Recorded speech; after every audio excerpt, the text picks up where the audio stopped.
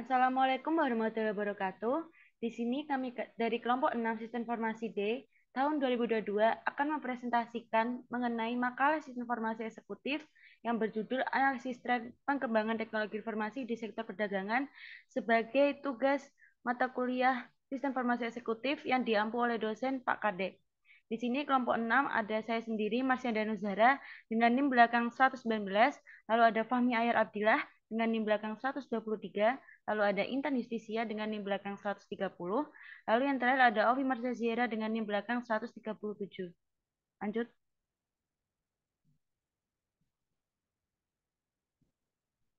Baik, tinjauan pustaka kami ya ini. Perkembangan teknologi informasi telah menjadi motor penggerak perubahan dalam berbagai sektor industri, termasuk sektor perdagangan. Perusahaan perdagangan dihadapkan pada tantangan dan peluang yang disajikan oleh perusahaan terus-menerus. Dalam teknologi informasi ini, untuk memahami tren terbaru dalam perkembangan TI di sektor perdagangan, penting untuk menggali pemahaman tentang bagaimana TI telah mengubah landscape bisnis dan bagaimana perusahaan dapat mengambil keuntungan dari perusahaan tersebut. Dalam tinjauan pustaka ini, kami akan merinci beberapa aspek yang penting di perkembangan TI di sektor perdagangan. Yang pertama, di bab pertama ialah transformasi industri 4.0 dalam e-commerce, membuka pintu baru untuk inovasi dan efisiensi. Lalu yang di bab kedua ada dampak industri 4.0 terhadap e-commerce. Yang bab ketiga adalah peluang dan tantangan e-commerce di era industri 4.0. Intinya tinjauan pustaka ini ialah merinci beberapa aspek kunci dari perkembangan teknologi informasi dalam sektor perdagangan. Hal ini menggambarkan bagaimana e-commerce telah mengadopsi teknologi baru untuk memenuhi kebutuhan pelanggan yang semakin kompleks dan tuntunan pasar yang berubah dengan cepat. Hal ini menyajikan sumber-sumber yang relevan sebagai dasar untuk pembahasan lebih lanjut dalam makalah. Untuk selanjutnya bisa dilanjutkan oleh teman saya. Baik, bab 1 yaitu pendahuluan. Latar belakang industri pada umumnya mempunyai prosedur standar dalam operasionalnya, mulai dari penyediaan bahan mentah sampai menghasilkan suatu produk hingga sampai ke konsumen.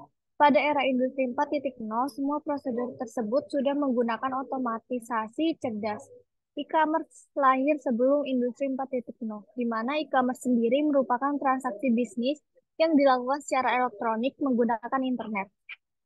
Transaksi bisnis merupakan bagian kegiatan yang dilakukan di dunia industri. Jadi, bisa dikatakan secara umum bahwa e-commerce berhubungan dan berkesinambungan dengan industri 4.0. Untuk itu, perlu kita bahas bentuk hubungan dan keselarasan dalam hal kerangka dimensi dan teknologi.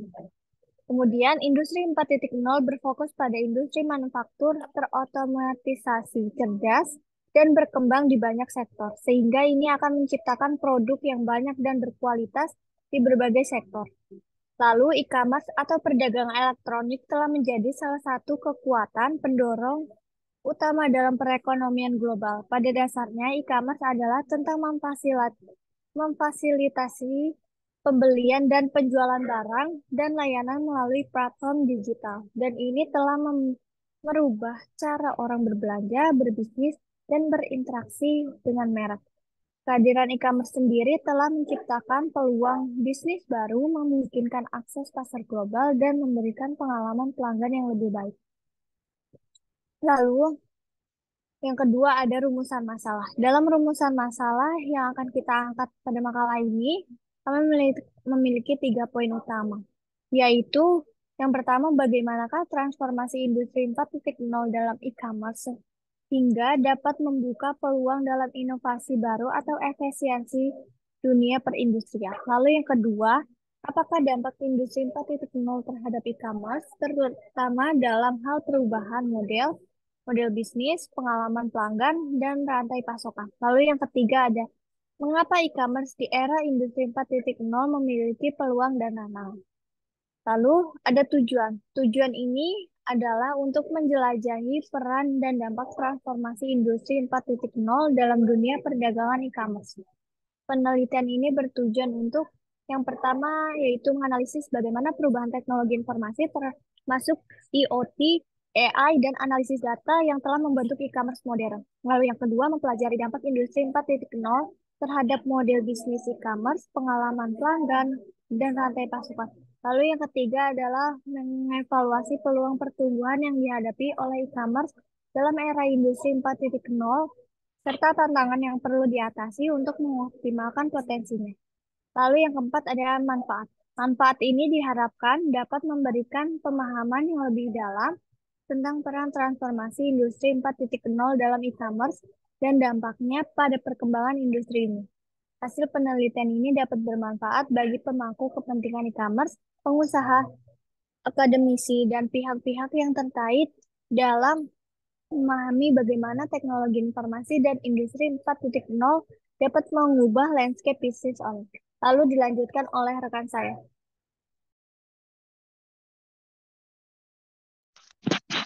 Yang bab kedua, dampak industri 4.0 terhadap e-commerce.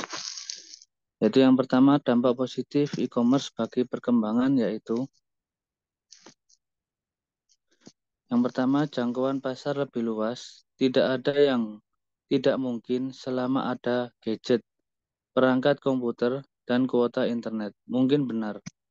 Bagi orang yang melakukan transaksi e-commerce, tinggal klik dari genggaman saja.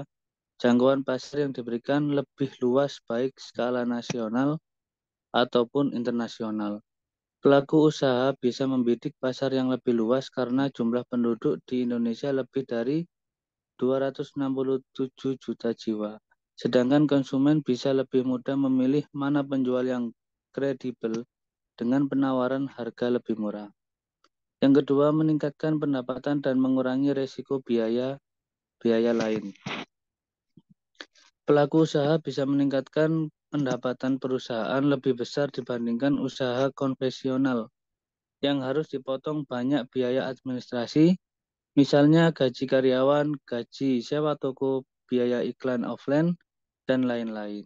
Yang ketiga, pelayanan lebih maksimal ke konsumen. E-commerce sanggup menciptakan kedekatan dengan konsumen lewat komunikasi yang lebih bagus. Komunikasi penjual dan konsumen tidak dipengaruhi oleh faktor geografis. Penjual bisa langsung membidik pangsa pasar yang diinginkan tanpa harus menggunakan jasa perantara lagi. Yang keempat, kemudahan dan fleksibilitas belanja. E-commerce tentu masih banyak yang perlu dievaluasi. Tidak menutup kemungkinan bahwa kekurangan e-commerce bisa tertutupi dengan kelebihan yang dimiliki. Dari segi kemudahan dan fleksibilitas belanja, e-commerce sangat menunjang produktivitas para konsumen.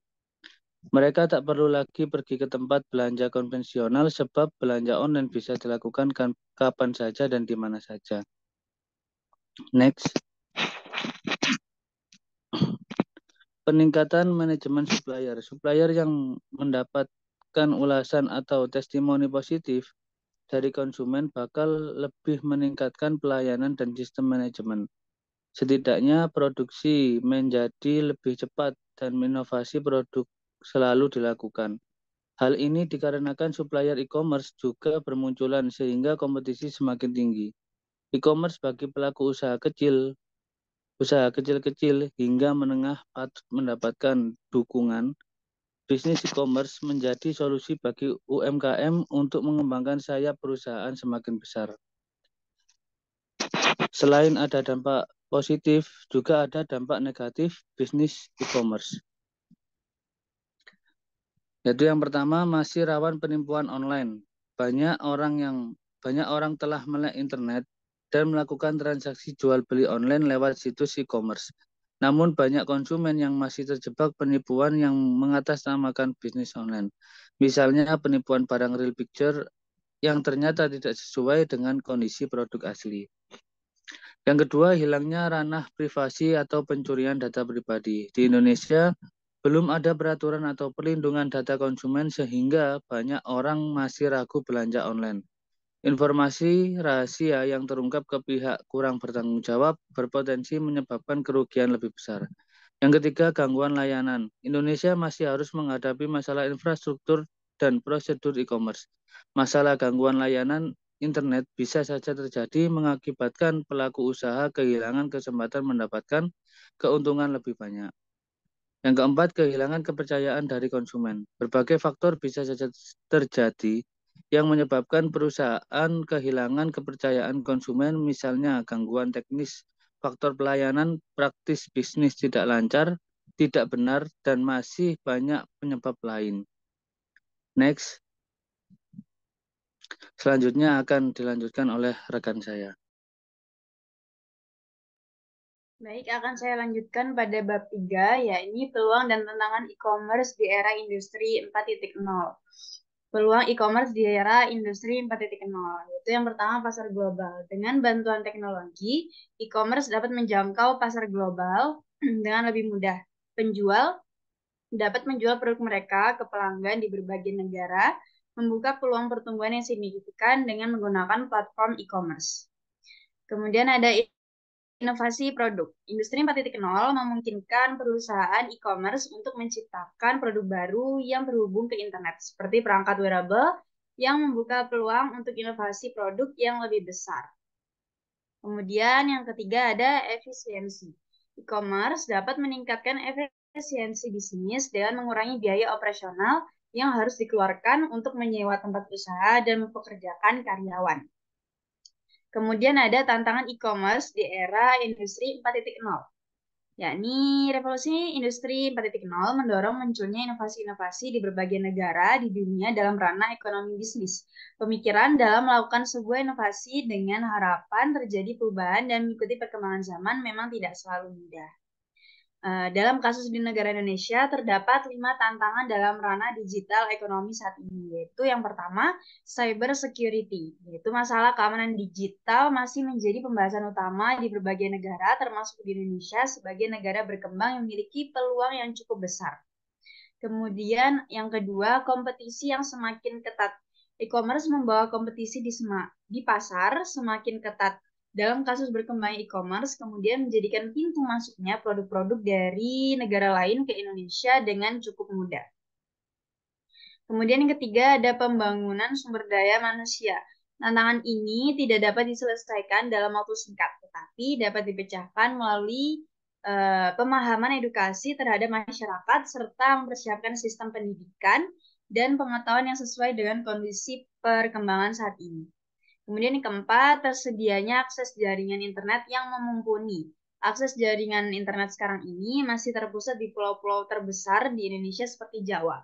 Sedangkan wilayah lainnya sangatlah minim, terutama daerah pelosok. Jika berdasar pada data Asosiasi Penyelenggara Jasa Internet Indonesia 2017 lalu. Kemudian yang terakhir, regulasi belum bisa mengikuti perkembangan zaman.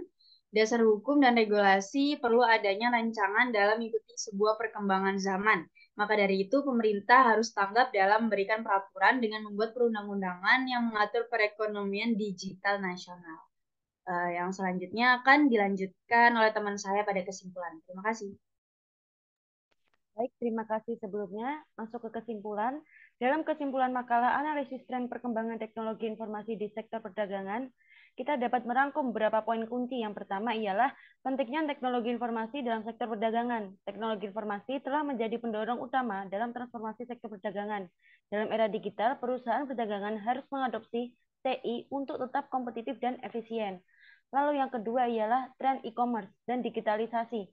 Pertumbuhan e-commerce dan digitalisasi proses bisnis telah mengubah cara perubahan beroperasi. Ini mencakup perubahan dalam manajemen rantai pasok, pemrosesan pesanan, dan interaksi dengan pelanggan. Dalam kesimpulan ini, kita menggarisbawahi bahwa penggunaan teknologi informasi yang efektif adalah kunci untuk mencapai keunggulan kompetitif dalam sektor perdagangan saat ini. Kita juga menekankan pentingnya beradaptasi dengan perubahan dan memahami resiko serta peluang yang datang dengan perkembangan teknologi informasi. Dengan demikian, para eksekutif perusahaan perdagangan harus berkomitmen untuk menjadi pemimpin dalam mengintegrasikan teknologi informasi ke dalam strategi bisnis mereka guna mencapai keberhasilan yang jangka panjang. Masuk ke penutup. Nah, selesailah kami di penutup makalah kali ini. Terakhir yang kami sampaikan ialah kesadaran dan pemahaman eksekutif tentang teknologi informasi sangat penting. Mata kuliah informasi eksekutif memberikan dasar yang kuat untuk pengambilan keputusan yang informasi terkini dan efektif.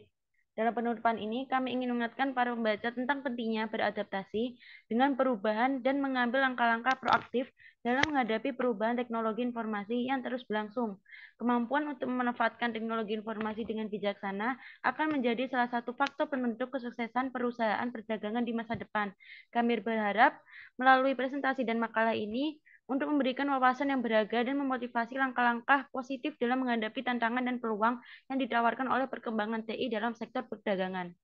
Mungkin sekian yang dapat kami sampaikan. Mohon maaf ada salah kata yang kurang berkenan. Saya ucapkan terima kasih. Wassalamualaikum warahmatullahi wabarakatuh. Terima kasih semuanya. Waalaikumsalam.